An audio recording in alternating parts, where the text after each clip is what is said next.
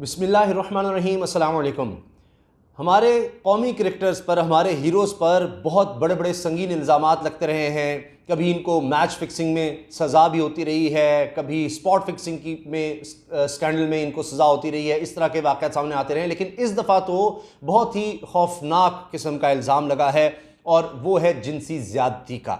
अब अजीब बात यह है कि हर तरफ मीडिया में रिपोर्ट हो रहा है कि यासिर शाह, जो पाकिस्तान के बड़े ज़बरदस्त स्पिन बॉलर हैं, लेग स्पिनर हैं, उन्होंने 14 साल लड़की के साथ ज़्यादती कर दी। ये बात हो रही है, हेडलाइंस ये चल रही हैं, ज़्यादती, 14 साल लड़की से ज़्यादती, यासिर शाह पर इल्ज़ाम। लेकिन आप जब FIR देखेंगे तो आप पर हकीकत वाज़े होगी कि असल में इल्ज़ाम है क्या। हमारे यहाँ मीडिया में बहुत सी चीज़ें ऐसी ही रिपोर्ट होने लग जाती हैं बगैर चीज़ों को पढ़े हुए। मेरे पास FIR की कॉपी मौजूद है, मैं आपके सामने FIR में जो कुछ लिखा हुआ है वो पढ़कर सुनाऊंगा और उसके बाद फिर आप खुद अंदाजा लगाएं कि इस पर इल्ज़ाम क्या है, और कुछ केसेस का भी मैं हवाला दूंगा। फिर फैसला आपने करना है। PCB का मौक़िफ़ भी इस पर आ गया है, पाकिस्तान क्रिकेट बोर्ड का भी इस पर मौक़िफ़ आ गया है। अब इसमें कोई शक नहीं कि FIR में यासिर शाह का नाम दर्ज है, लेकिन आप सुन तो लें कि इल्ज़ाम लगाया क्या जा रहा है, क्या कुछ कहा जा रहा है। संगीनी इसमें बहुत है कि 14 साल लड़की पर इस तरह का यानी घिनौना, उसके खिलाफ गंदगी करने का इल्ज़ाम। अब FIR क्या कह रही है, ये जनाब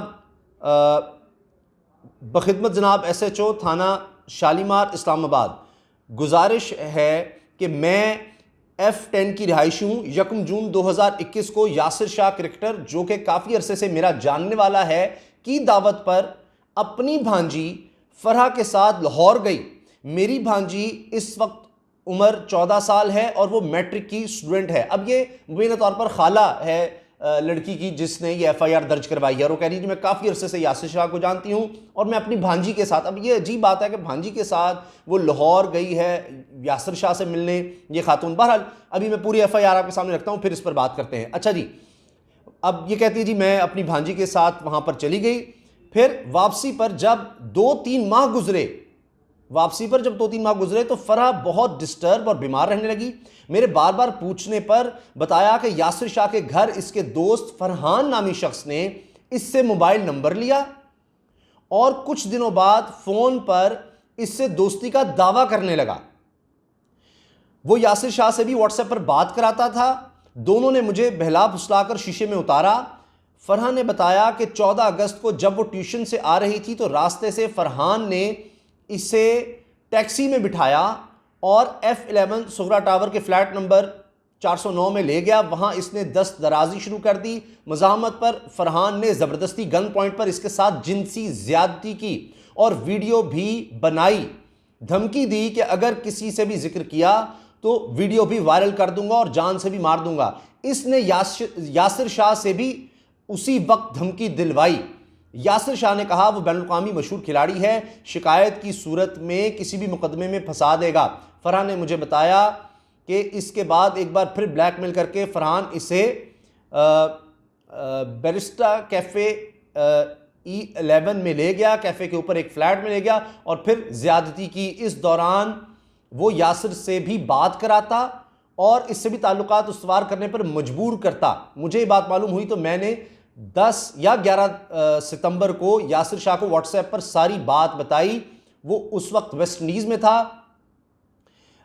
इसने मजाक उड़ाते हुए कहा कि फरहा खूबसूरत है, मुझे कम से लड़कियां पसंद हैं, इसकी फरहान से शादी करा देता हूं, हम दोनों का काम चलता रहेगा। मैंने इसे गालियां दी तो इसने मुझे संगीन धमकियां दी और कहा कि वो बहुत बासर है, फौज और पुलिस के आला अफसरान से दोस्ती है, वो मुझे किसी भी मुकदमे में फंसा देगा या घर में घुसकर जान से भी मार देगा। अब इसमें कहीं भी यासिर शाह पर ज़्यादती का इल्ज़ाम नहीं है।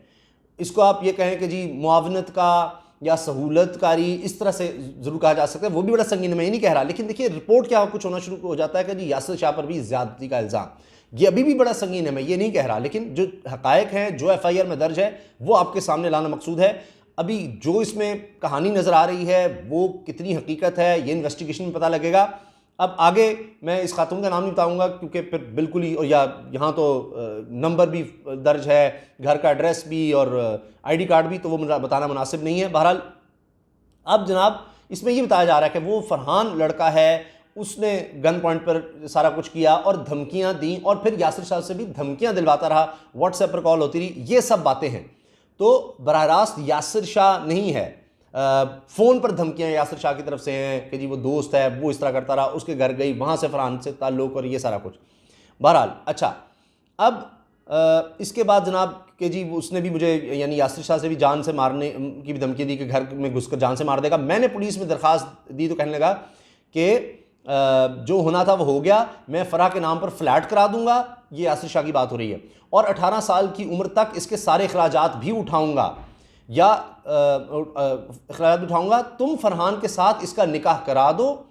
वो फरहान के ज़रिए मुझे धमकियां भी देता रहा, यानी फरहान के ज़रिए धमकियां देता रहा, जिसकी ऑडियो भी मौजूद हैं।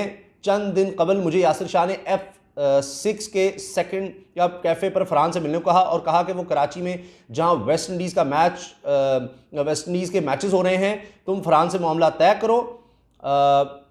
फरहान ने वहाँ मुझे एक जानने वाले साफ़ी के सामने धमकियां दी कि अगर किसी को भी बताया तो यासिर शाह का पैगाम है। अच्छा, वो कह रहा है कि यासिर शाह का पैगाम है कि जान से जाओगी। अब यासिर शाह मुझे 22 दिसंबर को मिलने का कह रहा है कि वो इस्लामाबाद आएगा। तुम फ़राह को लेकर मेरे फ्लैट पर आओ, फ़राह मुझे खुश करेगी तो मैं मामलात तय करूँगा। बसूरत दीगर जो करना है कर लो। तंग आकर थाना आई हूँ। यासिर शाह और फरहान बाहमी मिली भगत से अपने शीशा सेंटर पर 9 उम्र और मासूम बच्चियों को फंसाते हैं और जिनसी ज़्यादती करके वीडियो बनाते और फिर ब्लैकमेल करके मज़ीद लड़कियां फंसाने का गंदा काम करते हैं। मुझे, मेरी भांजी और घर वालों को दोनों मुल्ज़िमान से जान का ख़तरा है। इन दोनों के ख़िलाफ़ कानून के मुताबिक मुकदमा दर्ज करके फौरी कार्रवाई की जाए। मेरी भांजी फरहा हर वक्त रोती है और कहती है कि मैं मीडिया के सामने सारी बात करके ख़ुदकुशी कर लूँगी। बराए मेहरबानी हमें कानूनी तहफ़्फ़ुज़ के साथ सख्त कार्रवाई अमल में लाई जाए। अल-आरिज़ दस्तखत बहरूफ अंग्रेज़ी फ़लाँ मैं नाम नहीं लूँगा खातून का। अच्छा जी, और एड्रेस वगैरह दर्ज है, फ़ोन नंबर तक, ID कार्ड तक, ये सारा है।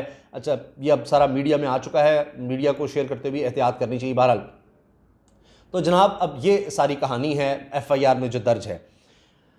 अब ये तो इन्वेस्टिगेशन में पता लगेगा। इल्ज़ाम बड़ा संगीन है। अगर ये सब कुछ हुआ है, यासिर शाह ने किया है, फरहान उनका नाम या तो लेता रहा, इस्तेमाल करता रहा है, अब यानी सारी बात है कि जी फ़ोन पर ये बात होती रही, अब वो यासिर शाह था, ये सब कुछ इन्वेस्टिगेशन में होगा। फोरेंसिक फ़ोन का हो सकता है। अगर ये इल्ज़ाम दुरुस्त साबित होते हैं तो बिल्कुल सख्त से सख्त सज़ा होनी चाहिए, देनी चाहिए। कोई गुंजाइश नहीं है इस तरह से हमारे कानून में, मज़हब में, किसी भी तरह से कि इस तरह किसी नौमर लड़की को, किसी भी खातून को जो है हरासा किया जाए और इस तरह कुछ जिनसी ज़ाती का निशान हो जाए। तो बस अस्तग़फिरुल्लाह। लेकिन आप देखिए कि मैं सिर्फ आपको हवाले देना चाहता हूँ अभी तक जो चंद वाक़यात हुए हैं, क्योंकि इसमें भी आप देखिए कि जी वो बड़े अरसे से जानती हैं।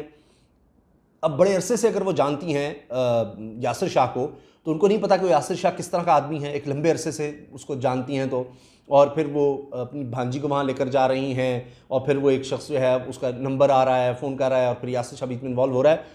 तो ये एक बहरहाल कुछ अजीब से सवालात तो इसमें बनते हैं कि फिर के जी वो धमकियाँ दे रहा है और उसने ये किया और बराह रास्त उसका नाम उस तरह से नहीं है। अच्छा, फिर के जी दोस्ती का लालच और भिला फुसला कर वो उनको ले जाते रहे, ये सारा कुछ होता रहा। तो ये रिकॉर्ड सारा मौजूद होगा, उस बच्ची का भी रिकॉर्ड मौजूद होगा, उसके फ़ोन का भी। तो ये ज़्यादा मुश्किल नहीं होना चाहिए कि क्या बातें होती रही हैं, वो किस तरह जाती रही, क्या होता रहा।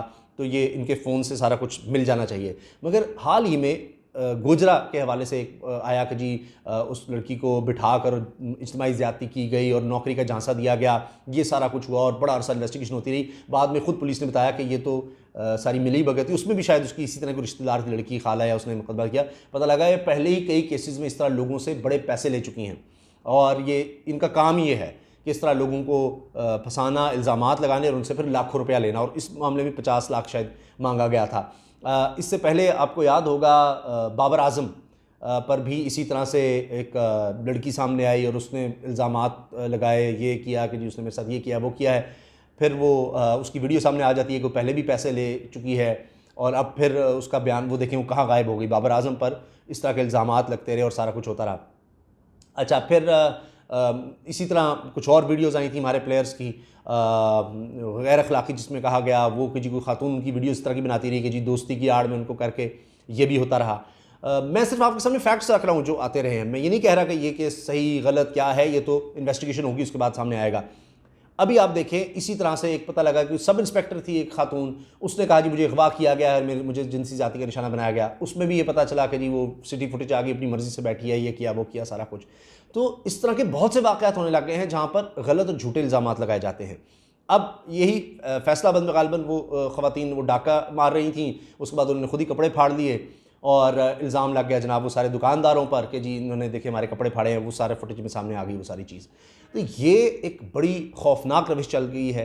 ये इसलिए ख़तरनाक है कि जिन मासूम ख़वातीन के साथ कोई इस तरह से कोई हरकत करने की कोशिश करता है, सोचता भी है, ये करता है, तो उसको तो सज़ा लाजमी मिलनी चाहिए। मगर ये जो झूठे मुकदमात होने लग जाते हैं, इससे वो जो सही भी कोई खुदा न खास्ता वाक़या होता है तो वो भी मशकूक होने लग जाता है। तो लिहाजा पूरी इन्वेस्टिगेशन के बाद जब पता चलता है कि ये लोग झूठे हैं और उन्होंने झूठा किया, तो ये फिर जो असल इस तरह के वाक़यात होते हैं उनको मशकूक बनाने की वजह से इन पर भी मुकदमात होने चाहिए। तो मुझे तो इसमें बहुत से सवालात नज़र आ रहे हैं, इस FIR में जिस तरह दर्ज हुई है इसमें बहुत सी बातें नज़र आ रही हैं। तो बहरहाल पुलिस बिल्कुल उसको पूरी तरह इन्वेस्टिगेशन करनी चाहिए। इसमें भी लिखा हुआ है कि जी मेडिकल करवाने का अमल शुरू कर दिया गया है। और आखिर में मैं आपको ये भी बता दूं कि PCB का क्या मौक़िफ़ सामने आया है, क्योंकि अब मेडिकल होगा, उसमें भी चीज़ें पता लगेंगी, आगे भी इन्वेस्टिगेशन होगी, इसमें पता लगेगा। लेकिन असल मेरा ख्याल है कि फ़ोन डाटा जो है वो बड़ा अहम है। अच्छा, PCB का ये कहना है कि हमारे इल्म में आया है कि हमारे सेंट्रल कॉन्ट्रैक्ट याफ्ता क्रिकेटर पर चंद इल्ज़ामात आयद किए गए हैं और बोर्ड फ़िलहाल इस वाले से मालूमात इकट्ठी कर रहा है। जब तक इस सिलसिले में मुकम्मल हक़ाइक़ सामने नहीं आ जाते, इस पर कोई तबसरा नहीं किया जाएगा। मेरा ख्याल है ये सही अप्रोच है कि पहले पूरी तरह से हक़ाइक़ सामने आ जाए, पूरी इन्वेस्टिगेशन सामने आ जाए, उसके बाद यकीनन इस पर जो भी होगा PCB को कदम उठाना चाहिए, पुलिस को भी गिरफ्तारी करनी चाहिए और मुकदमा जिस तरह दर्ज हो गया है उसके बाद पूरी अदालती कार्रवाई होनी चाहिए। मगर मुझे ये लग रहा है कि इसमें बहुत से सवालात हैं और शायद कुछ अरसे बाद ही असल हकीकत सामने आएगी। आपकी इस बारे में क्या राय है, ज़रूर आगाह कीजिएगा। अल्लाह हाफ़िज़।